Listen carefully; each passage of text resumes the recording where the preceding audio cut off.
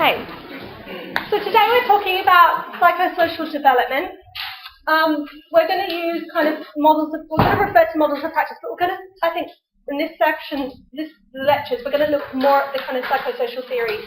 And then at the end, we'll try and think about how they relate to our models of practice, how we might use them alongside our models of practice to kind of think about someone's development or someone's current occupational performance and participate. So to begin with, just think about, if you can spend a couple of minutes just trying with your neighbour next to you, think about how do we develop these things? How do we develop our capacity for doing? How do we develop our capacity for being, becoming, and belonging? Just spend a couple of minutes just mapping out some brief ideas if you like. So how do we develop our capacity for doing, being, becoming, and belonging?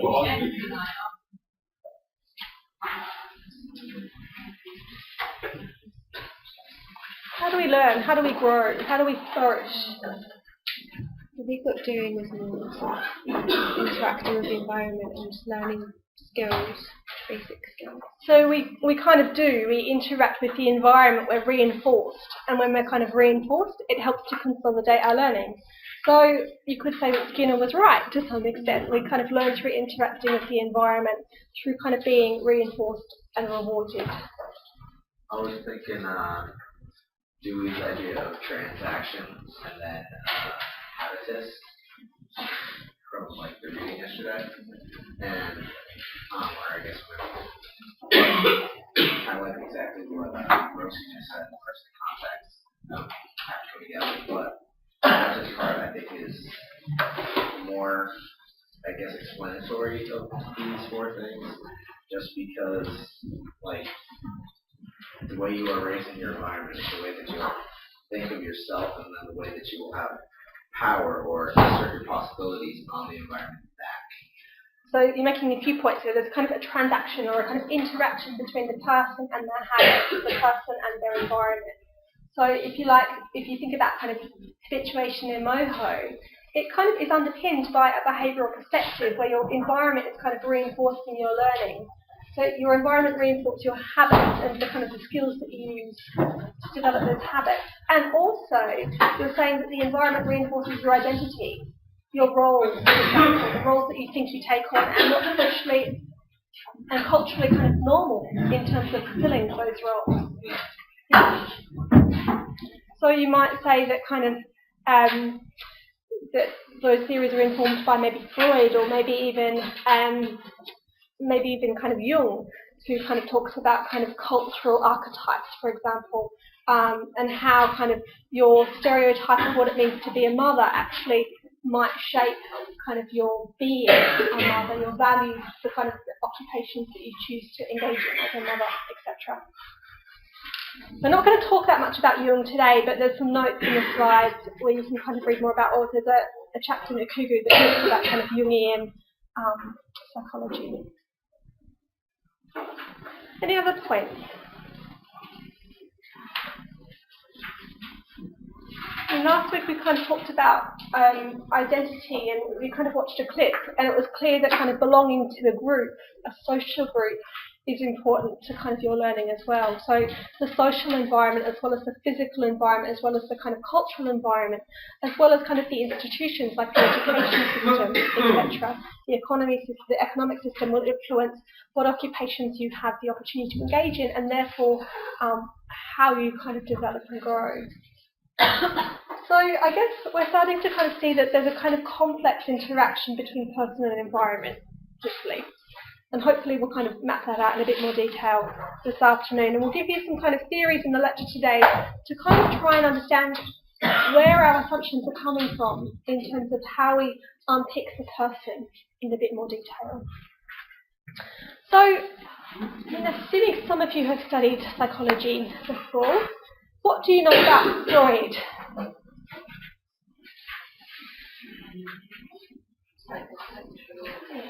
So, Freud talked about psychosexual development. Yep. He's from a kind of psychodynamic perspective. We tend not to use kind of a lot of Freudian psychotherapy in the UK, but certainly if you're from the States, and if you're in certain parts of Europe, you might go and see, if you see a counsellor, they're probably psychodynamic trained.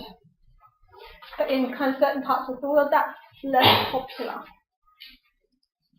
What else do you know about Freud? If you sort of don't develop or go through a stage properly, you might develop some sort of fixation, and then that will affect your personality in later life.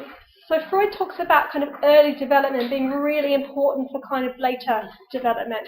So, these ideas are still kind of credible today, even though we've kind of thrown out a lot of Freud's ideas around psychosexual development. I mean, when you think about the context Freud was in when he developed these theories, it was taboo to talk about sex. And yet he has a psychosexual theory of development because it was so taboo to talk about that. You can understand how anxiety-provoking that might have been for women or kind of men with psychosexual dysfunction, for example. And so he thought that was kind of the root cause of a lot of mental health issues, and probably was true to some extent, because the women he saw, he did see a lot of women, so there was a gender bias in his clinic, and I guess the women were kind of obsessed with sex because it was kind of taboo to talk about those kinds of things. So you can kind of see where he got those ideas from, but we do still kind of use some of Freud's ideas. The thought that, your early development, the first 18 months of your life, are key to understanding how you attach to kind of other people in your later life. I don't know if anyone saw, there's a program on the BBC, I think a while ago, where they were kind of trying to match people up and kind of marry people off when they hadn't kind of met each other before. And they were doing that based on attachment theory, based on kind of a theory that we'll talk about today that's quite kind of a bit old, but it's still kind of valid in terms of how people kind of develop. So the idea is that your first 18 months of your life are really key to how you kind of trust other people and how you attach, whether you have a secure attachment or whether actually you're a bit anxious in the way that you kind of attach to other people. So we still kind of use some of Freud's ideas. The idea that kind of our unconscious is really important for kind of guiding our behaviour is also a key. Today we think that often we make really quick decisions based on our unconscious awareness. So if I want to kind of, navigate my way into Oxford, I don't actually cognitively have to spend a lot of energy thinking about how I move, and I don't have to spend that much attention kind of navigating my way, understanding the risks. If I had to do that, I'd be really slow. And probably I'd fall over a lot if I really had to think about every single muscle I move. So a lot of the things that we do is automatic. And a lot of the things that we do, therefore, are in our unconscious processing. So these ideas were kind of a bit radical at the time. Before Freud, we go right back to the beginning of psychology. We had Descartes, a philosopher, who kind of said that there's he talks about kind of a Cartesian dualism. In other words, there's a kind of separation between the physical body and the mind, if you like. So that kind of idea goes back to Descartes. But still a bit of services still have a bit of a hangover from the 16th century in terms of Descartesianism, and that we still treat people's physical health in one hospital and people's mental health in another hospital. So we still haven't quite got over that, despite the fact that we've had several centuries in the meantime. But we are kind of actually challenging that. If you go back to Descartes, the reason he thought that was because previously the church kind of owned people's health, if you like. And so in order to study kind of health and physiology, you had to kind of separate kind of what belonged to the church and what belonged to science. So you can understand kind of where we got that kind of Cartesian dualism from. After that, though, before Freud, we had a couple of other psychologists or philosophers who established philosophies. We talked about kind of John Locke last week. We had Wilhelm Wundt, who established the first psychology lab. And you don't really need to know that much about Wundt, apart from the fact that he studied introspection. And so in order to kind of understand the mind, he would kind of take hallucinogenic drugs and all sorts of things to kind of see how they affected the mind. And he was kind of...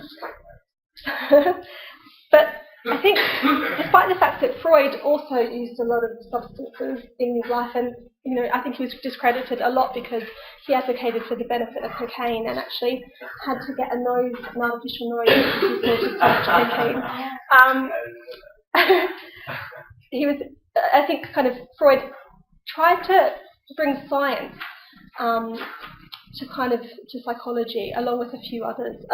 So we kind of moved away from introspection and just kind of studying our mind by putting ourselves in strange situations to actually trying to really understand behaviour and trying to understand how the mind worked. So I guess Freud was interesting in that he probably wasn't originally a psychologist. He was more interested in physiology. So he was interested in the work of Darwin and Fechner, who kind of thought that the mind should be studied kind of objectively through scientific method. And he was also interested in Hermann von Helmholtz, who's a functionalist who looked at kind of the conservation of energy. And this is kind of key to understanding Freud's ideas. So Freud thinks that we have a certain amount of energy that we're born with. We have this psyche, if you like, or the id that contains the psyche, which is our psychic energy. And if we're kind of normal and functioning, and we don't have to spend a lot of time suppressing kind of anxiety, then we're able to kind of spend our energy engaging in occupations and in kind of social activities, and we're able to kind of function in society.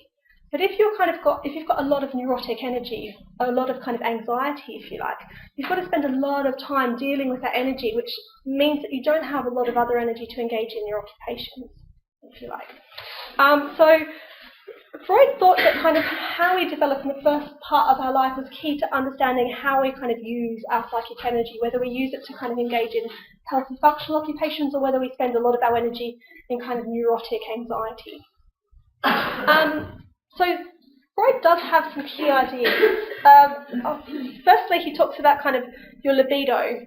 And so this is kind of your psychic energy. You kind of need your libido to develop and grow. He thought that emotions influence behaviour, and behaviour is influenced by your conscious and unconscious processes. And so this is still a key idea today, that what we do is somewhat conscious, but actually our unconscious drives a lot of behaviour. And so we kind of discredit these ideas, but actually we'll come back and watch a clip that shows us that actually maybe Freud's ideas weren't actually that far wrong. He thought that as we kind of spend a lot of energy suppressing psychic energy, as I said before. So if you've ever kind of studied acceptance and commitment therapy, for example, one of the metaphors that they use in acceptance and commitment therapy is that you've got to, if you're trying to kind of avoid something. So if I've got kind of hallucinations and delusions and I'm trying to pretend they're not there, it's kind of like holding a basketball underwater. What happens if I hold a basketball underwater? It should be really hard now. It's really hard to kind of keep it down there. It takes a lot of force to push it down there, and if I let it go, it shoots up out of the water. So this idea that if we kind of try and suppress things, it takes a lot of energy, and that eventually our anxiety will come out anyway, if you like. So Freud was interested in how we kind of regulate our energy, and he thought that we developed defense mechanisms. We have this kind of competing system between the id, ego, and superego that helps us to function. So the id, if you like, exists in our unconscious. We're born with our id. The id exists kind of helps us to survive because it functions on the pleasure principle, which means that we seek out pleasure and we avoid pain. So the id's what you use to kind of get your basic needs met. So the id does what it needs to do. So a baby will cry, for example, in order to get attention from its mother, in order to get fed, in order to get changed. Because when we're born, we don't have the motor skills to do that ourselves. We'd find those scary babies, I think. So the id isn't necessarily rational. It's irrational. And I guess what Freud says is that we can kind of meet our needs through kind of our biological drives, but we can also meet them through kind of imagining, through our mind's eye, if you like. So if I want something, I can kind of dream it into reality. Dream it into reality, I can dream about it, which kind of meets my needs in some ways. So that's kind of the id. The ego is what develops next, and the ego is kind of the part of our personality, if you like, that has to regulate the id.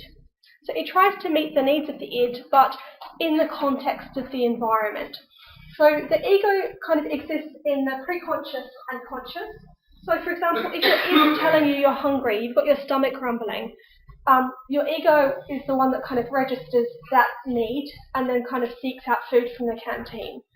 So some of our drives, if you like, Freud thought will kind of bring out preconscious, but you can kind of bring them into your conscious by paying attention to them. And so ego's job is to kind of regulate the needs of the id and the superego, and it uses the pleasure principle. It uses kind of secondary processes such as kind of thoughts and behaviour as opposed to kind of just physiological drive. The superego is socially conditioned to you throughout your childhood. So the superego is your kind of your morality, your consciousness, if you like. So it's the thing that tells you what's kind of right or wrong. It's the thing that tells you what's socially acceptable. If you think about kind of, did some of you watch the Milgram experiments last week? I know my seminar group did. So Milgram did a couple of social experiments where he kind of went up to people and asked them if he could have their seat on a busy New York subway. Some people kind of said, yeah, sure, here's my seat. And I guess what that shows us is that we're incredibly compliant. But what Milgram also found was that the process of asking people for their seat was incredibly difficult. And that's because kind of we're bound by our kind of our morality, if you like, by what we think is socially acceptable and not acceptable. And when we break those social kind of rules, it causes us anxiety. And that's what Freud is saying, is that the superego will kind of try and tell us what's right, what's rational, what kind of is culturally appropriate and acceptable. And our id is just saying us, I need to sit down, I need to do what I want. So the ego is the thing that kind of regulates the needs of the superego and the id by kind of trying to regulate them.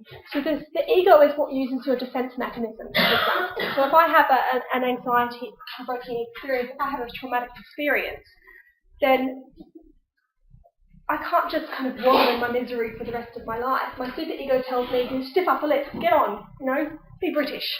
So I have to kind of regulate the tension between my superego and my id. So I might use kind of defense mechanisms like repression, for example, to do that. So I might kind of try and put that kind of traumatic experience, that memory of that traumatic experience back into my unconscious. So I can kind of move on and pretend it's not there. But that takes energy, according to Freud. So the more things I kind of stuff into my unconscious, the more problems I might have, or the more kind of defense mechanisms I might use. And so Freud has a number of defense mechanisms, but I'll talk about that later.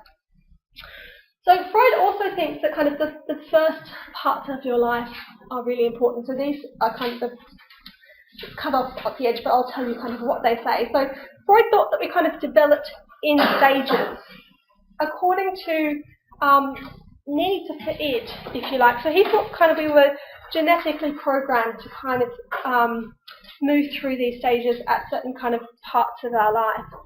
So for example,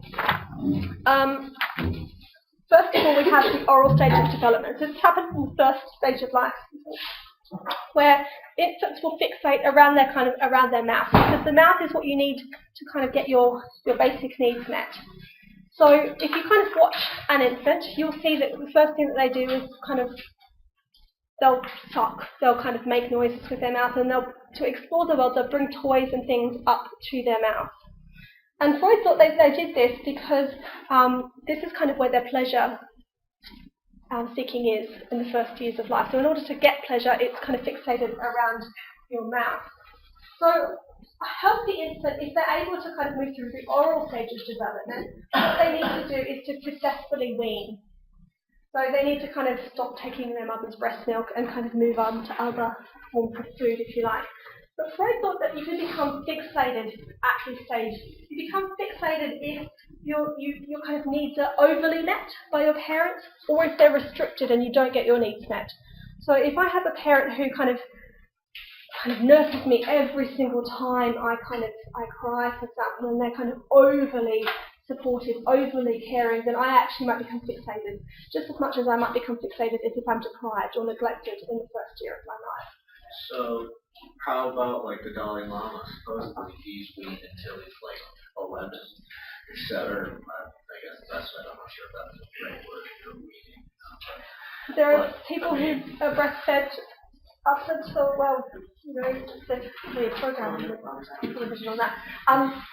So there are people who do breastfeed kind of up until usually school years, and usually then kids learn that actually it's a bit weird if I'm hanging out at school. So it almost becomes a bit of a guilty pleasure, I think, for kids if they're continuing to breastfeed after the age of 5, Right. but people do. And I guess Freud would say that they might become, if they're overindulged, they might become gullible, manipulative, overly optimistic. But you might also say there's no scientific evidence to actually support this idea of Freud either. You can biologically really trust societies that have a non-Western society that aren't.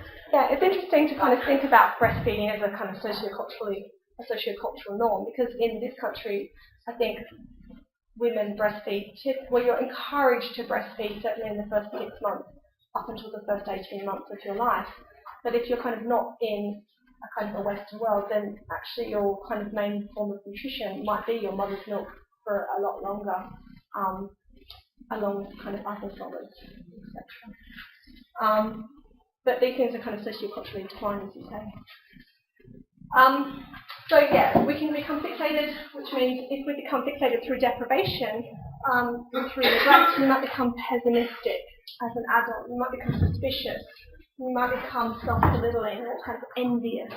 You might become passive, or you might engage in behaviours like overeating or smoking behaviours, according to Freud. Now, Freud smoked a lot and took a lot of cocaine, so I'm not sure what he was saying about his own development. He was just saying that he himself was not eat well. So Freud had an interesting relationship with his mother, but let's not go there. So Freud also talks about kind of the anal stage of development. So this is kind of the next stage. So it happens kind of around 2 to 3, according to Freud, where kids they kind of stop being so fixated around their mouth, probably because their motor skills develop and they're able to kind of explore the environment in other ways, but they become obsessed with their anus. I think probably because around this age they're probably trying to toilet train, and this is a kind of key stage of social development of kids. So he thought that if we kind of had overly critical parents at the toilet training stage, then you might become stingy, you might become overly obsessive or overly orderly or stubborn. So this is kind of where, when we say being anal, this is kind of where that comes from, really. Or we can become overindulged, which means we might be over-generous, we might be messy and disorganised or vague, we might be overly agreeable with others, according to Freud. So I didn't get what was being focused on the toilet training, like how is fixation, or how can you overindulge? If you overindulge with your kind of anus sensation-seeking behaviours at that age, I'm not sure how you do that. But I imagine if you're probably constipated a lot as a child and you can't quite kind of get it out, it might take a lot of your attention, for example. Yeah. We'll move on to the phallic stage, which is kind of even more kind of wacky, but I think this is where Freud gets a lot of criticism in terms of his work. So in the phallic stage, this is around 3 to 6, kids start to explore their genitals, according to Freud. And so men have an Oedipus complex, women have an Electra complex. So this kind of comes from philosophy, really. So the Oedipus complex is where a male child starts to kind of fall in love with his mother, and he gets really jealous of his father because he wants to possess his mother. But because his father is so powerful and strong, he's just a child, he kind of knows that he can't just attack him and overcome him. So what he has to do is kind of over-identify with his father and almost love his mother vicariously through his father.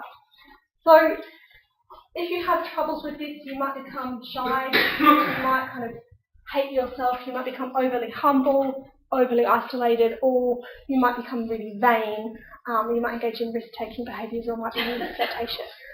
I guess Freud kind of, at the time Freud developed these ideas, women in society probably didn't have a high social position, if you like. So Freud thought that the women were kind of jealous of men's penises, if you like, and so the Electra complex is about kind of penis envy. So he thought the same thing happens with women, is that we love our fathers and we love their penises, in particular, and so we have to kind of identify with our mother. And so what you see with kind of 3-year-olds, if you like, is that they start to kind of develop really stereotypical gender roles. So this is what Freud was probably observing, is that kids kind of will take on a specific gender role in society. And he thought that this was because we fell in love with our mothers or fathers, as opposed to kind of becoming socialised into social cultural norms, if you like. So if I possess overindulgence for all of those, does that mean my mother loved me too much?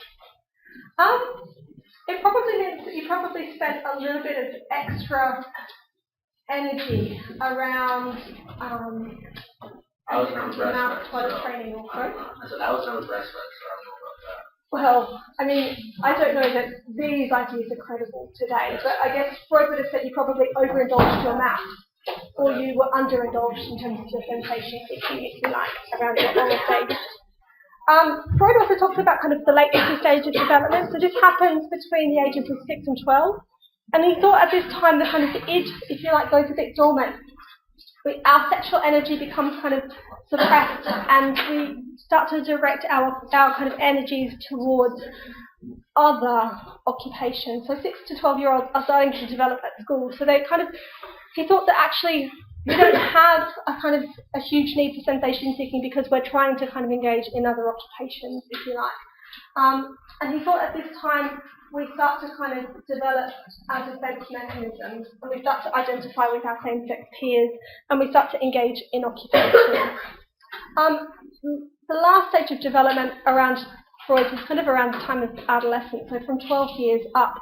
This is the genital stage of development. And so Freud thought that the key thing that we had to do at this point of development was develop sexual intimacy, but we could only do that if we were able to kind of overcome fixation at any other stage of development. So essentially that's Freud in a nutshell, if you like. So some of these ideas have been discredited, but I think the ideas around kind of our unconscious, the importance of our unconscious in driving our behaviours is probably still key. So I'm going to show you a clip now to highlight the relevance of this.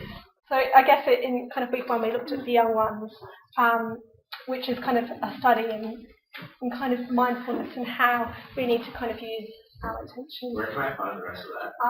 Through the 24th break right up here, take you to Box of Broadcast, and it will show you the rest of the clip. But if you wanted to watch it, watch the whole thing, you could do that through Box of Broadcast. It's a Horizon clip. I think if you watch the clip, you'll find it. It's kind of on unconsciousness, or if you like. So I guess what that shows us is that we kind of do a lot of things on autopilot, if you like. So I don't have to consciously think about kind of my posture as I'm standing up here talking to you. I have to somehow think about what I'm saying sometimes, but sometimes I'm more focused on you than I am on what I'm going to say next. And so it's kind of interesting to actually be thinking about what I'm thinking, because I'm really not doing that when I'm giving a lecture. I'm kind of more focusing on what I need to say next and how you're reacting to it than I am about whether I'm breathing or whether I'm standing upright, which means a lot of our kind of processes happen in our unconscious, according to Freud.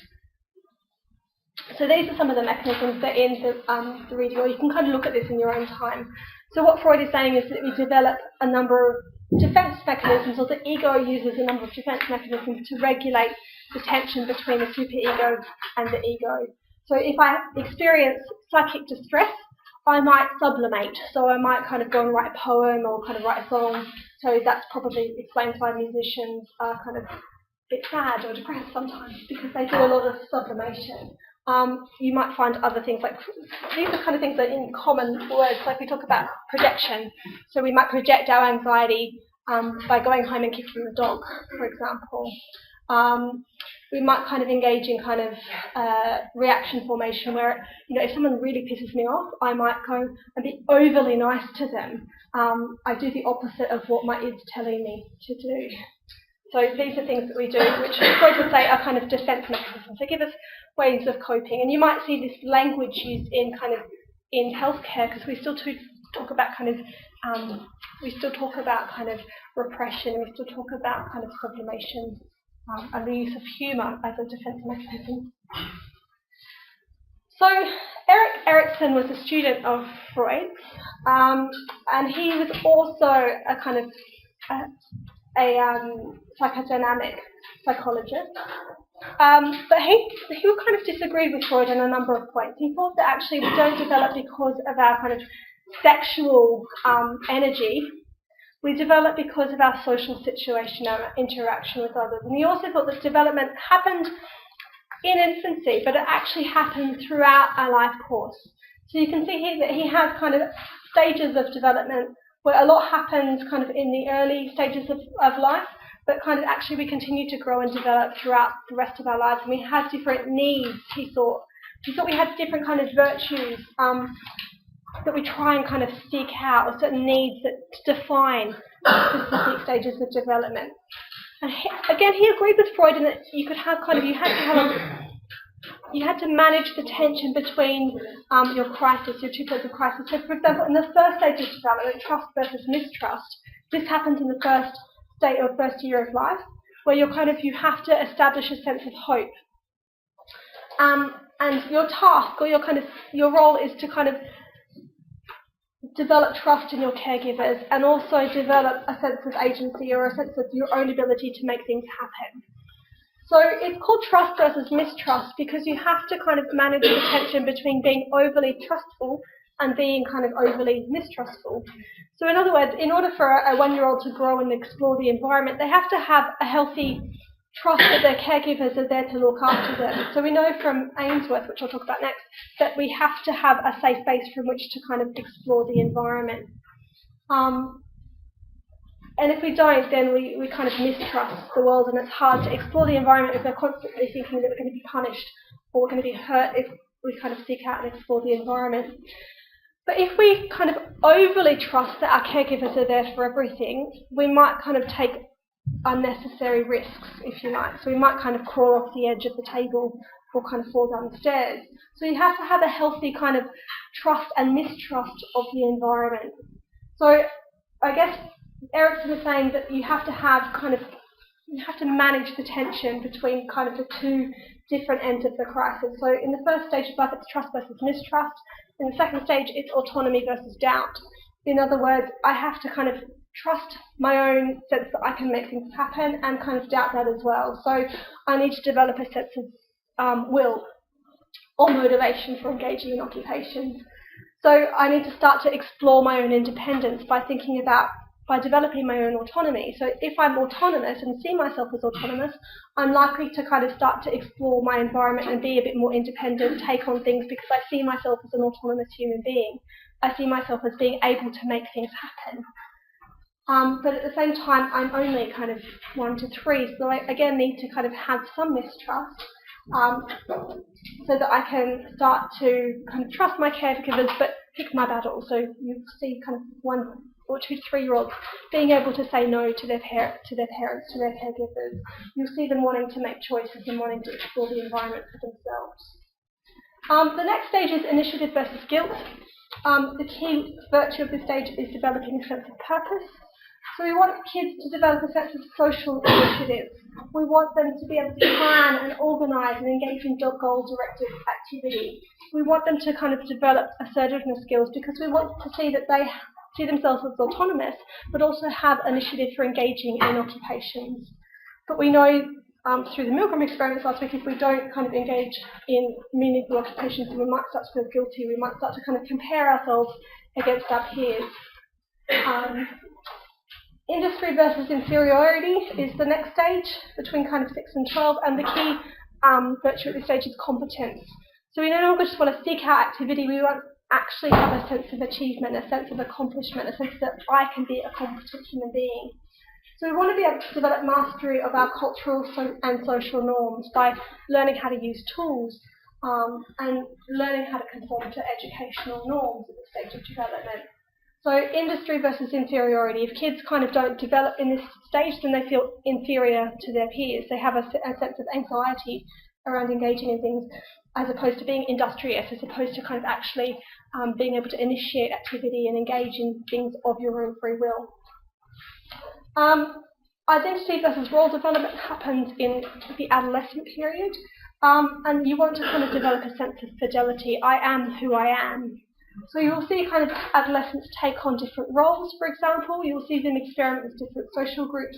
because we want to be able to explore our values and find out who we really are. We want to be able to kind of make decisions that shape our occupations for the future. We want to be able to explore our gender and establish our sex roles, maybe kind of certainly in terms of we want to be able to establish kind of friendships and kind of intimate attachments at this stage of development. And if we don't, we might not necessarily have a strong sense of identity. We might become confused about who we are and the roles that we have. So intimacy versus isolation. The key virtue is love. So this is where we want to establish meaningful, sustainable relationships according to Erikson. So we want to be able to develop intimacy. And if we don't, then we might start to feel kind of isolated and lonely. Generativity versus self-absorption happens in late adulthood, and here, this is kind of where you might have the midlife crisis, for example. Your key virtues around care, so you want to kind of focus on giving back to the next generation here, either by having children or by engaging in kind of a meaningful career, if you like, where you might kind of serve your community. You might publish something, for example, because you're leaving your mark behind. So that's kind of the key focus of this stage of development. And the final stage of development, according to Erikson, is integrity versus despair. So this is where you kind of exude the virtue of wisdom, if you like. So this is the idea of we want to be able to kind of reflect on the fact that we've had a good life and be prepared for death. Because if we don't feel like we've had a good life, then you might feel really anxious about kind of dying. So you want to kind of consolidate what you've done and accept the life that you've had and accept that, that death is coming, if you like, in the final stage of development. So Erikson, this is the stages of psychosocial development. The key idea is that we are kind of socialized and that the virtues that we have are socially, culturally defined in this stage of development, or in this model of development. So again, there are kind of internal drives that guide us, but those drives are guided by the external environment, the social cultural environment. And I guess there are social demands placed upon us at each crisis point that are kind of normal for our stage of development. So Erikson thought that healthy development is where we manage the tension between both aspects of the crisis or the stage, so intimacy versus isolation. So you have to kind of manage loneliness, because actually we are born alone and we die alone. But you have to also be able to establish intimate relationships, but be an independent person in that relationship. So that's what he's talking about. You have to manage the tension between both aspects of the crisis. Okay, so then we'll talk about Bowlby before we move on, because this is again a psychodynamic theory. So Bowlby is this kind of theorist of attachment, and Ainsworth is the person who kind of operationalized Bowlby's kind of theory and actually did an experiment to prove kind of that Bowlby's ideas were kind of right. So around the kind of time of Bowlby and Ainsworth, we had Harry Harlow. Some of you might have watched the Michael Mosley program where you saw the Harlow experiment. So what Harlow did was he got some kind of rhesus monkeys, and he thought that at that time that if you met children's basic needs, then they would have kind of attached to a caregiver who provided their basic needs. So he provided these rhesus monkeys with who were orphaned with some pretend parents, which were wire mesh kind of parents. One of them had kind of a bottle to feed them, and one of them had a nice, soft, cuddly kind of exterior around that mother didn't actually provide the food. And so what Harlow found was actually it wasn't just the milk, it wasn't just the nourishment that was important. We actually need that to be kind of nourished psychosocially as well. We need to be able to attach, we need to feel cared for. And so before this, we didn't have issues with kind of sticking people with disabilities into institutions, or we didn't have problems with sticking people who were orphaned into orphanages. And kind of having mass orphanages where you had a strict kind of carer who would nourish you and provide you with your basic needs, but actually do nothing in terms of your sense of safety. So what year was this? Oh, I'd have to look that up. I think it's 58, 59. Yeah, 50, it's kind of it's not that long ago, not as long as I think it might have been ago. Yeah, I would have said 40s, 50s. Yeah, so this was kind of revolutionary at the time because it meant that actually when you kind of thought about how we treated people in care, we needed to actually do a lot more. We needed to think about people's psychosocial needs. We needed to think about providing warmth and kind of safety as opposed to just providing food and shelter. So Bowlby came along and kind of tried to think about our attachments. And he thought that we can have secure or insecure or even disorganized forms of attachment.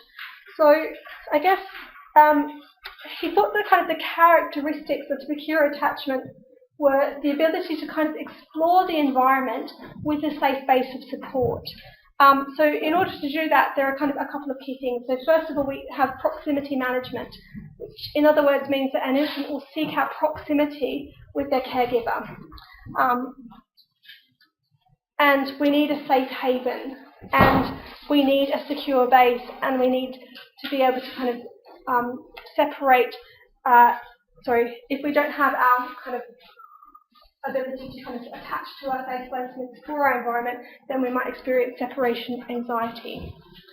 So my dog, for example, has separation anxiety. My dog was kind of adopted when he was about 2 years old, I think. And my partner adopted him, and I then met my partner subsequently. So Scruffy often will sit on the windowsill, kind of when my partner's gone out to the football. Scruffy will sit on the windowsill and actually watch and wait for him to return. And sometimes when he kind of is at his parents' place, my in-laws' place, then Scruffy will kind of get so lonely that he will kind of do some kind of odd behaviours. So, for example, he might seek out my partner's really stinky football socks because he keeps a spare pair of stinky football socks at his parents' place, and he will seek them out and he will put them in his basket. And then when my partner comes to collect him, he will rip those socks to shreds. So this is an example of insecure, anxious, avoidant style of attachment. So he's kind of guarded around strangers. Last night we took him to the vet and he was kind of shaking. He was really fearful because he'd had his cruciate done at that vet before and he was afraid that was going to happen again, and there were other dogs around and he was anxious around those other dogs. But usually when he's kind of in his own environment, he can explore, he can go off and he can do his own thing. When we're both home together, he'll kind of often follow us around the house, but actually sometimes he's decided to be able to kind of go up and put himself to bed when he's kind of tired. He doesn't have to be around us all the time, so he can be guarded around strangers, but when he's comfortable in his own environment, he can relax. Insecure, anxious, ambivalent kind of children will often be really guarded around, and you know, in Ainsworth's experiment, the kids cried and they couldn't be settled, they couldn't be soothed by an alternative caregiver. And they might engage in approach avoidant behaviours. So, for example, when the parent comes back, the child will kind of ignore them, or they might kind of hit the parent, punch the parent in order to kind of, so this is anxious, ambivalent, not just avoidant. So if the caregiver comes back, like Scruffy, for example, might kind of rip the shoes up, or he'll go and attack something because he's letting you know that he's upset that you left in the first place. And so this is what happened in Mary Ainsworth's experiment. Kids were put in a situation where their caregiver was there, and then the caregiver got up to leave, and there was an alternative caregiver in the room who was trying to play with the child. And if the child had a secure attachment, you saw that they got upset, but they could be soothed by an alternative caregiver. And when they came back, you could see that they clearly preferred their mother, their father, or whoever provides them with the care initially. And that when the parent was there, they could explore the environment. Whereas an insecure, ambivalent attachment means that the child got so upset when the parent left, and they couldn't soothe on the parent's return. So they couldn't be soothed by an alternative caregiver. They wouldn't explore the environment. They were just really upset that their parent had gone. With the insecure, avoidant style of attachment, the child doesn't even notice that the parent has gone. And there's no clear preference for the parent or the alternative caregiver. And then we have a disorganised form of attachment, which Ainsworth later described. And this is where kind of children engage in frozen watchfulness, so they might kind of freeze and not be able to kind of engage, or avoidant resistant behaviour. So she describes this as kind of head banging or kind of repetitive rocking, for example. So what we might now describe as this maybe kind of autism kind of spectrum of behaviours, for example. But we still kind of think about, I worked in infant, child and adolescent mental health, and we still talked about kind of attachment. I was very concerned about kids who had an insecure avoidance style of attachment, so kids who clearly preferred to be on camp and weren't really worried about what was happening at home, or kids who got really distressed on the last day about going back home. I was really worried about kind of their own environment from a child protection perspective, but also in terms of their psychological development. So I guess we touched on the behavioural approach last week. So we learned last week that behaviour has external causes, that when we're born, we assume, or the behaviouralists, radical behaviouralists, will assume that the mind is a black box. In other words, it can't be kind of studied because the mind involves subjective things that can't be objectively tested and studied. So therefore, the radical behaviourists kind of ignore the mind because it can't be tested. It's based on kind of structural and positive ideas and logical positivism. So in other words, it assumes that kind of the only truth that's worth knowing is truth that can be scientifically tested and kind of proven. So it assumes that there is an ultimate truth, if you like. So that's kind of what I mean by positivism and kind of structuralism and logical positivism, is that we can scientifically kind of have a hypothesis and go about kind of testing that hypothesis to determine the truth. So it's kind of based on kind of Comte's ideas from sociology that there is a kind of an observable truth, there is a truth out there to be found. They assume at birth that that we are born as a blank slate, so it's our behaviour, it's our kind of environment that conditions our behaviour, that determines our personality and who we are. And therefore there's no such thing as free will because it's the environment that's conditioning us. We don't have an internal drive like kind of you might think Maslow and Rogers assume that we have an internal drive, whereas behaviourists assume that there is no such thing as free will, it's our behaviour that conditions us. They assume that behaviour is learned, and that we learn as a result of environmental reinforcement. And so there are a couple of kind of theories relevant to behaviourism. So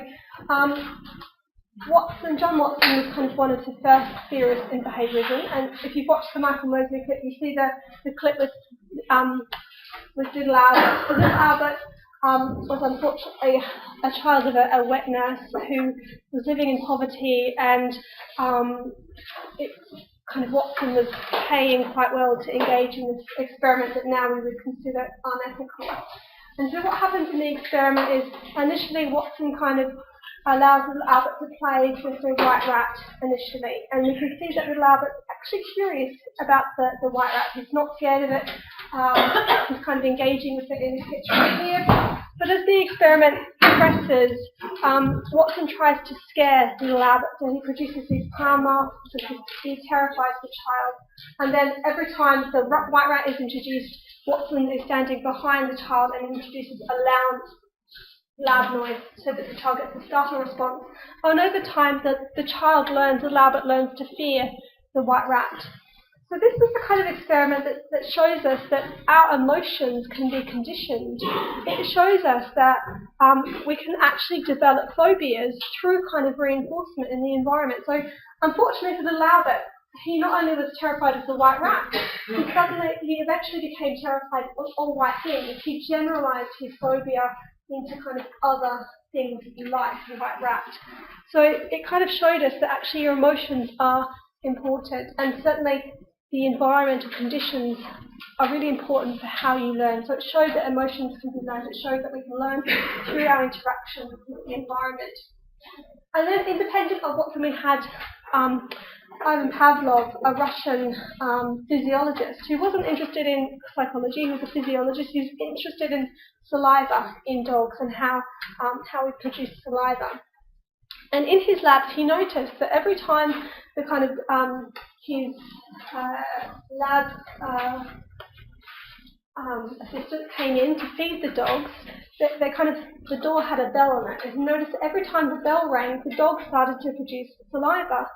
And this he thought was a bit odd because dogs don't usually produce saliva at the kind of hearing of a bell. But what he realised is the dogs were associating the sound of the bell with the fact that they were about to get fed. And so this meant that he was kind of interested in this because it proved that we can become reinforced by conditioning in the environment. So he developed this idea of classical conditioning, which assumes that learning can be generalized and behaviors can occur when we have a conditioned stimulus over time. So here you can see in the diagram, before conditioning we have an unconditioned stimulus, which is food, and a conditioned response.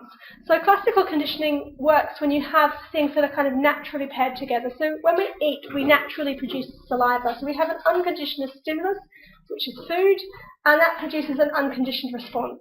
So naturally when we see food, we salivate. So that's why it's unconditioned. So we haven't done anything to alter that kind of stimulus response. Before conditioning though, a bell is introduced and a dog doesn't salivate to the sound of the bell. So there's a neutral stimulus that's introduced and there's no conditioned response. But when we pair the bell with the food, so the unconditioned stimulus with the neutral stimulus, over time we'll get kind of initially an unconditioned response, but that will eventually turn into a conditioned response because the bell becomes the conditioned stimulus because we've paired it with an unconditioned stimulus. Does that make sense? Kind of. So I guess we still use kind of classical conditioning today. If you think about how people kind of sell you things on the television, they will often pair like a sexy model with a kind of a can of Pepsi or Coke, for example. We kind of learn to associate that if you drink Coke or Pepsi, you're kind of sexy, you know. So we're still kind of people use this all the time in terms of marketing. It's why you kind of have Olympic athletes selling you things on the television. So that's essentially classical conditioning, that our environment conditions us. And I guess the classical conditioning theorists were kind of in this school of radical behaviourism. They assumed that we have no free will. They assumed that our mind is a black box that's not worth studying because the only thing that's worth knowing are those things that are kind of objectively testable. Then we have Skinner. Now, if you watch the Macromotive clip, you can kind of see that Skinner was quite a controversial character in the history of psychology, although I think he had quite kind of humanistic intentions, despite the fact that there was a CIA file out on him and there are all these kind of urban myths about kind of Skinner putting his babies in the Skinner box. So what Skinner did was he kind of developed a different theory of conditioning. So he thought that actually rather than just accidentally conditioning behaviour through kind of pairing of stimulus in our environment, he thought we can be deliberate in how we condition people. He thought behaviour can be deliberately conditioned and shaped through the use of operants and reinforcers. So an operant is a kind of spontaneous response, and a reinforcer can be positive or negative. And so positive reinforcement doesn't necessarily mean something good that happens, it means that something is added to you, as opposed to negative reinforcement when something is taken away. So positive reinforcement might be praise. It might be kind of, if you say something in the lecture, I give you a chocolate, that would be a positive reinforcer. Super Nanny uses kind of things like star charts. So if you do something good, you get a star, and if you get so many stars, you get a treat at the end of the week. As opposed to negative reinforcement, which is when I take away an aversive stimulus. So, for example, if a child is kind of crying, a negative reinforcement, a positive reinforcement might be kind of the parent going up to the child and soothing them because they're getting kind of positive reinforcement from the parent, they're getting direct attention. A negative reinforcement would be taking away the thing that's upsetting the child. So if I've confiscated something from them, I might give it back to them. So there's kind of negative reinforcement, which is kind of taking away the aversive stimulus. So I talked about this with the master students this week, that you can kind of positively reinforce someone who's taking drugs. So when you start to take drugs for the first time, you often do it with other people. You get a bit of a buzz, you get positive reinforcement because you kind of get high.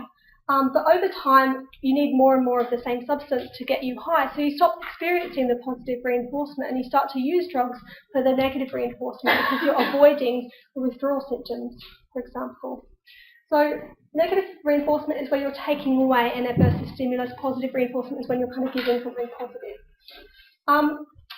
You can also punish someone, so which is where you kind of tell them off for exhibiting a particular behaviour. Although Skinner wasn't actually a fan of punishment, he was a fan of reinforcement. So reinforcement are things that try and promote a specific behaviour. Punishment is trying to avoid a behaviour. He thought that reinforcement can be intrinsic or extrinsic. So intrinsic, which is where I feel good about doing something. So if I'm learning to kind of behave and not burst into tears every time I'm dropped at childcare, for example, my parents might give me a lot of extrinsic reinforcement over time. They might give me a lot of praise for staying at childcare and for kind of coping for 5 minutes in that environment without bursting into tears. So that's extrinsic reinforcement, when I'm getting other people to reward me. But over time, we might actually internalise those values, and therefore we get intrinsic reinforcement. But this idea came later. This idea came after kind of Bandura, and I'll talk about him in a minute.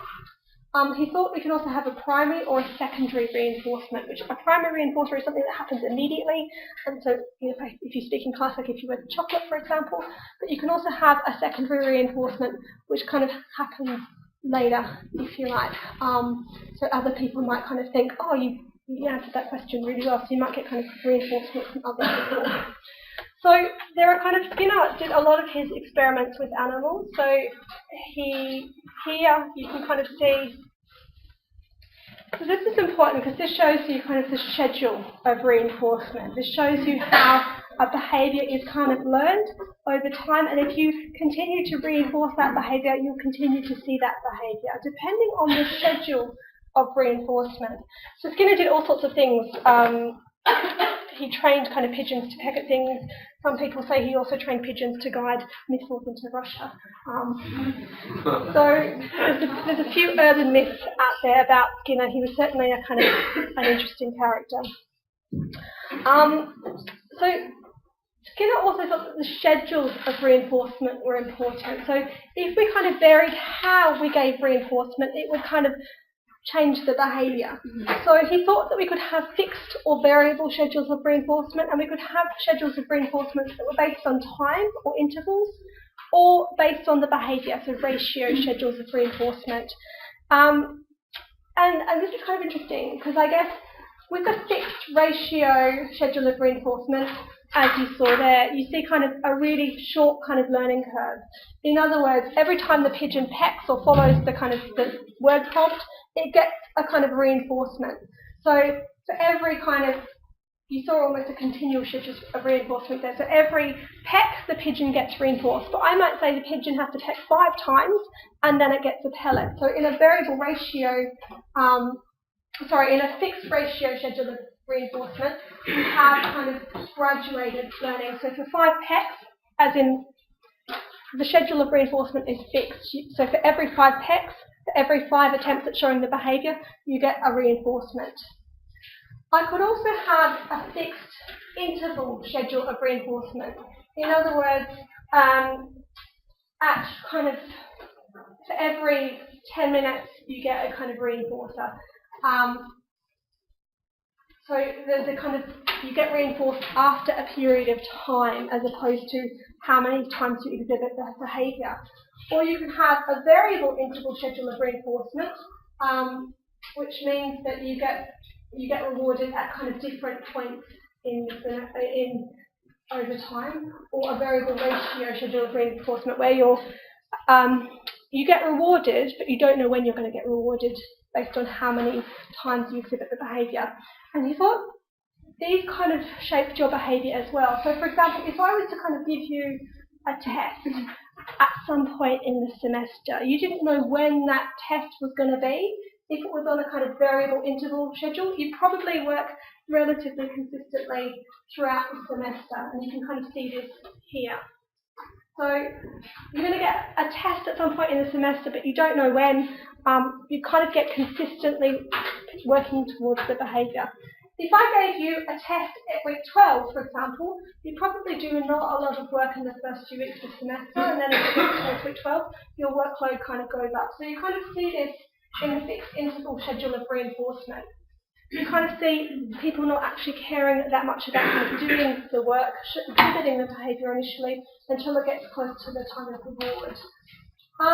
I could also kind of give you, for every kind of, Planck did this in 1955, he did an experiment with his psychology students, and he learned that he could condition phrases or sentences in the students without them knowing it. So every time the student said, I think, or I believe in the classroom, he gave them some reinforcement. He said, that's a great idea, I agree with you. So he gave them reinforcement over a period of time. So for every maybe 10 times the student said, I think, he would have rewarded that behaviour over time. And you see a kind of a fixed ratio schedule of reinforcement. The participants in his class, in order to get through a reward or reinforcement, have to exhibit the behaviour a certain amount of time. And so you see in this in kind of student learning, for example,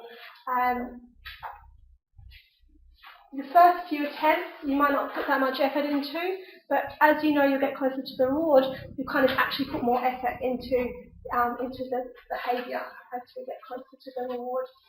Whereas a variable schedule of ratio are actually quite powerful because they're almost immune to being extinguished, because you don't know when you're going to get the reward, and the reward is contingent on your behaviour. So in the UK you have fruit machines, in Australia we have pokies. I guess in America, I'm not sure what they're called. I'm not sure what a fruit machine or a pokey is. They're like gambling machines, slot machines. Oh, So slot. in Vegas, there's lots of slot machines. So they're a great example of a variable ratio schedule of reinforcement. So you get a kind of a reward that's big enough to keep you interested and engaged in the behaviour, but you don't know when that reward's going to come. And so you see people kind of spending a lot of hours and a lot of money engaging in these pokies or slot machines or fruit machines in order to get some kind of reward. And actually it's quite difficult to just extinguish those behaviours. And what I mean by that, it's quite difficult to stop people from engaging in those behaviours because they've been reinforced in a really powerful way.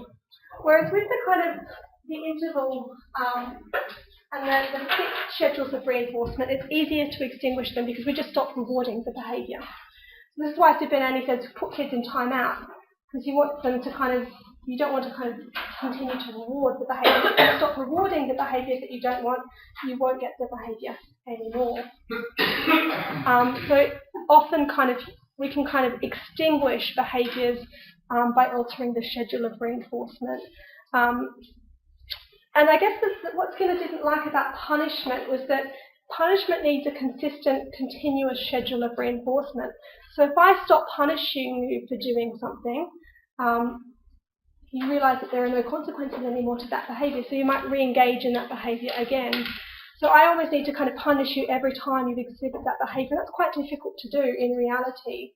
The other thing that Skinner didn't like about punishment is that it doesn't tell you what behaviour you actually want. So I can tell a child to kind of not be rude or to kind of not yell at you, but it's not telling the child what's socially and culturally appropriate. So Skinner thought it was actually much more powerful to kind of reward the behaviour that you want rather than punish the behaviour that you don't want. And I guess this is kind of the principle of, when you work in learning disabilities or mental health, we still use these principles today, these schedules of reinforcement and the kind of principles of reinforcement as opposed to punishment. So I guess the operant conditioning gives us kind of some interesting concepts that we still use in therapy. So for example, we talk about stimulus response and kind of trying to unpickle the stimulus from response. So for example, if I'm an alcoholic and I pass my pub every time I go home, I might need to try and kind of find another way home so I'm not confronted with a stimulus in order to avoid the response. So we get kind of things like systematic desensitization from operant conditioning, because we're trying to expose people over time to the stimulus to realize that actually the response doesn't always have to happen. Whereas operant conditioning, we get other kind of ideas. We get this idea of extinction, this idea of the schedules of reinforcement, this idea of shaping behaviour, which means that over time I can start by rewarding the pigeon every single time it pecks, but then over time I need less and less reinforcement as the pigeon kind of learns to internalise the behaviour. Now, Skinner was a bit different to the radical behaviourist in that he thought that kind of empiricism was important, so being able to observe and measure behaviours was important, but actually the subjective was also really important. And so he thought that actually, while initially he ignored things like emotions, he thought you could kind of give someone praise and build up their kind of emotional security in order to get kind of them to internalise their behaviour. Okay, so then we move on to Bandura. So Bandura was initially a behaviourist, although kind of as his work went on, he became more of a cognitive psychologist. So social learning theory fits in the behavioural perspective, but socio-cognitive theory fits in the cognitive perspective of psychology. So Bandura was trying to kind of understand aggression in children, and he was kind of trying to think how he could prove that you could learn through others. And so he was interested in how children kind of learn through role models. And he set up an experiment where kids would play with a Bobo doll, and in two separate conditions. So kids were randomised into playing with the Bobo doll, so they went into a room and they were just allowed to kind of explore the room after they'd watched a video. And the video is important because in one condition you saw the role model kind of actually playing nicely with the Bobo doll. They kind of hugged it, they kind of tried to feed it, they tried to comb its hair, they tried to play nicely with the Bobo doll in the first condition. In the second condition though, you can see here that the observer in the video, or the person who's in the video, is kind of throwing the Bobo doll. They've got a hammer and they're beating the Bobo doll, they've got a gun and they're shooting the Bobo doll, they're punching it, and you can kind of see then the children show explicitly more violence or aggression towards the Bobo doll in the condition where they have that behaviour role model for them. So this assumes that we can actually learn not just through behavioural reinforcement through the environment, but we can actually learn vicariously by watching and observing other people. So this kind of proves that the mind is actually important in shaping our behaviour and in shaping our personality. So the kind of social learning theory is all about how we model other people. So Bandura says that in order to learn, we learn through other people. We learn vicariously by watching and observing other people. We also need attention. We need kind of to retain information. We need to be able to reproduce the kind of the things that we see, and we need the motivation to engage in behaviour in order to kind of learn. So in order to learn, I need to be able to attend, I need to be able to remember what I've just seen, I need to be able to kind of reproduce what I've just seen, and I need to have the motivation to do that, according to social learning theory. So again, what kind of Bandura highlights and showed Skinner was that we can actually be intrinsically reinforced. So before Skinner was just thinking that actually our behaviour is reinforced on the outside. After Bandura, Skinner kind of realised actually we become intrinsically rewarded because we can watch someone else get rewarded and think if I do that, I'm going to get the reward too. And over time, kids might actually internalise that behaviour themselves.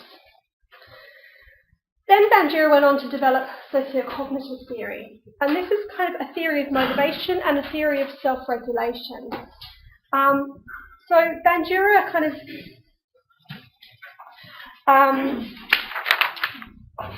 thought that people are kind of active in their learning. We're not just passive recipients that are kind of we're not just passive recipients and we don't just get externally reinforced. We're actually motivated to seek out learning experiences ourselves. He thought that kind of cognition and information processing plays a role in our behaviour, whereas before we were just kind of masters of our history of reinforcement. So he thought that kind of our thoughts play a role in how we actually learn. He also thought that kind of motivation was important in terms of how we learn. He thought that we do learn by imitating others, not intimidating others. We learn by kind of watching others and copying their behaviour. But we're also influenced by kind of our personal behavioural and environmental influences. So he was kind of like Rogers in that he thought that we are ultimately motivated to seek out and be the best that we can be. We're ultimately motivated, and that we're kind of motivated based on our outcome expectancies. In other words, if I expect that a particular behaviour is going to get a particular reward, then that's going to motivate me. So my outcome expectancies, what I expect to happen, will influence my behaviour. In other words, my behaviour is influenced by my knowledge, my expectations, and my attitude. So as I kind of expect that if I work really hard in this module, I'm going to get an A. So that means I kind of might practice more, I might develop my skills, I might kind of develop my expectancies that actually, yes, I can achieve an A. So my thoughts and my behaviours are important in guiding my behaviour. I also need a sense of agency. So agency is the belief that I can be an agent in change, or I can make things happen, if you like. So agency is influenced by our expectations of how effective we can be, and our sense of whether we can really make things happen or not, which is kind of like our personal causation in MOHO. And from this sense of agency, Bandura develops this concept of self-efficacy. In other words, how effective am I in working towards the goal? How effective am I in making these outcomes actually happen? So what Bandura is saying is there's an interaction between person, behaviour and environment. So our expectancies are influenced by our social norms, by watching other people, so our access to other people and access to the community in order to kind of see how things work and see who gets rewarded and reinforced.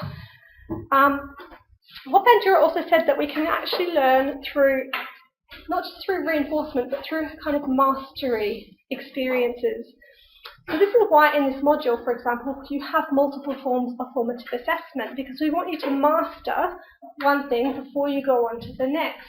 And we know that when students do that, they perform better. So for example, when you master the ability to develop a case formulation using your models of practice, using psychosocial theories, then that's important before you move on to your assessment next semester, when we actually assume that you have knowledge in case formulation in order to develop an OT intervention plan. So this is why mastery is about kind of scaffolding, in other words, building on your knowledge and skills over time. We can also learn through social modelling by kind of imitating other people. We can also learn by verbal influence, by people telling us what to do, and also through kind of improving our motivation for occupation.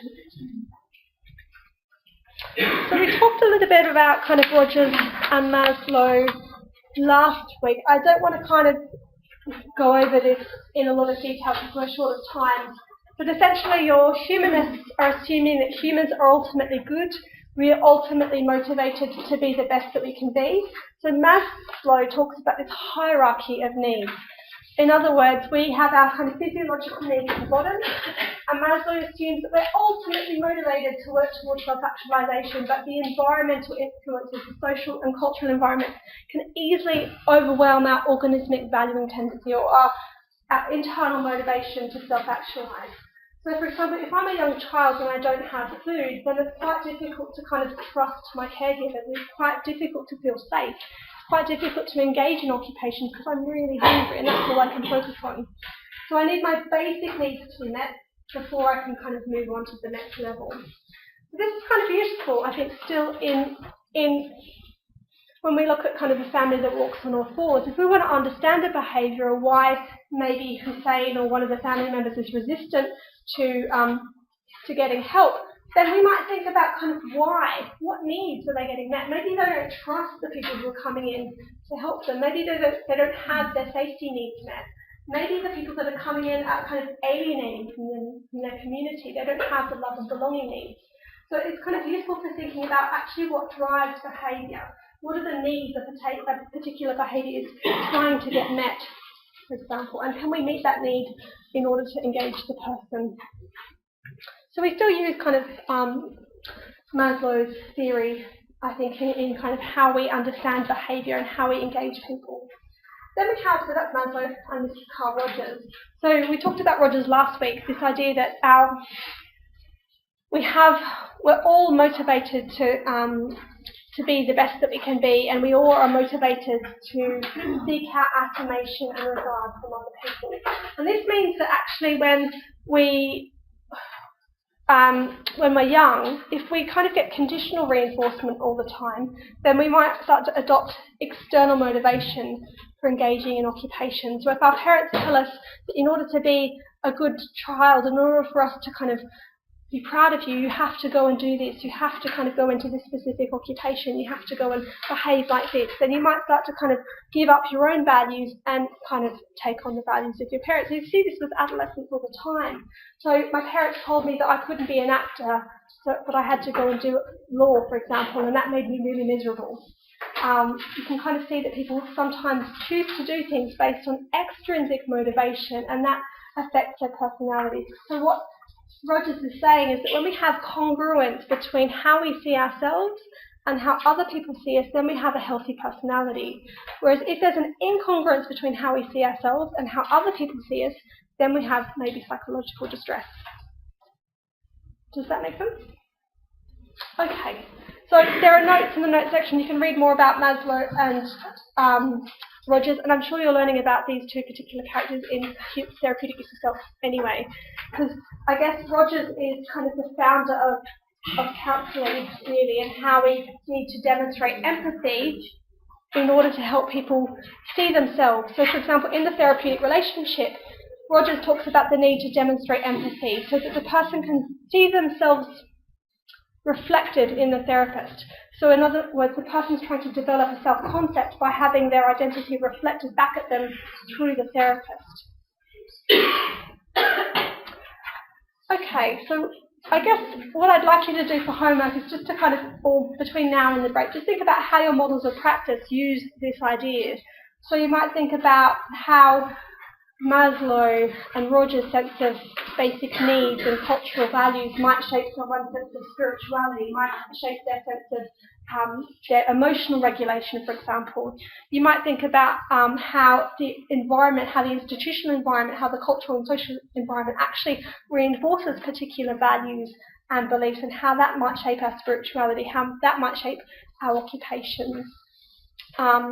In MoHo, you might think about how the environment influences people's habits and roles, for example, and how they're reinforced through kind of operant or classical conditioning. You might think about what Bandura is saying about social learning, and think about how our values are kind of learned through engagement with other people, through social interaction, and how our behaviours might become internalized in terms of values over time. So to summarise, I guess some of the theories that we've talked about today are relevant for understanding our models of practice. If we think about how people engage in occupations, how we develop a sense of occupational well-being, how we grow over time, you can kind of see that we use some of these ideas. In order to kind of learn, we learn from other people. We're kind of nested in communities or environments that help us grow and help us thrive, or might actually create barriers to occupational engagement. So our environment, our community actually can enable us or create kind of barriers in terms of how we learn, how we flourish. We can learn through others, we learn through groups. We learn over time by kind of breaking down occupations, by kind of scaffolding, if you like, by trying to grade occupations or grade the environment in order to facilitate mastery, in order to facilitate a sense of self-efficacy, so that the person continues to try and continue to develop skills over time. We also have the dynamics of doing. So how do we develop habits? How do we become habituated? How do we learn over time? How are we reinforced to change our identity, etc.? So we'll explore this in a bit more detail. I think if we come back to doing, being, becoming and belonging, we know that doing provides a kind of, or we assume in OT that doing provides the basic needs for our health. So in Maslow's hierarchy of needs, we need to seek out food, we need to kind of be engaging in occupations to get our basic needs met. We also need to think about volition in MoHo, or spirituality in CMLP, by thinking about the meaning that we make, the sense of purpose that we have in our environment. What gives us a sense of satisfaction and a sense of belonging? Because that tells us kind of what our needs are, but it also tells us how we motivate someone. So Bandura, Rogers, etc. were very interested in how the environment shapes our behaviour, how the environment shapes our motivation for occupation, through kind of by instilling in us particular values or interests and a sense of self-efficacy. So the kind of the learning theories that we've looked at today, so Skinner, Bandura, etc., are useful for helping us to think about how do we support someone to grow and self-actualize. What are the environmental conditions we need to create to reinforce a particular behaviour, or in order for someone to kind of develop a more congruent sense of self-concept. And belonging is about being socially included. And I think the Ainsworth and Bowlby experiments prove to some extent that humans are social beings. We need to attach to other people. We need to have a sense of belonging. in order to have a healthy personality. Any questions? So that's it for today. Thanks for your attention, guys.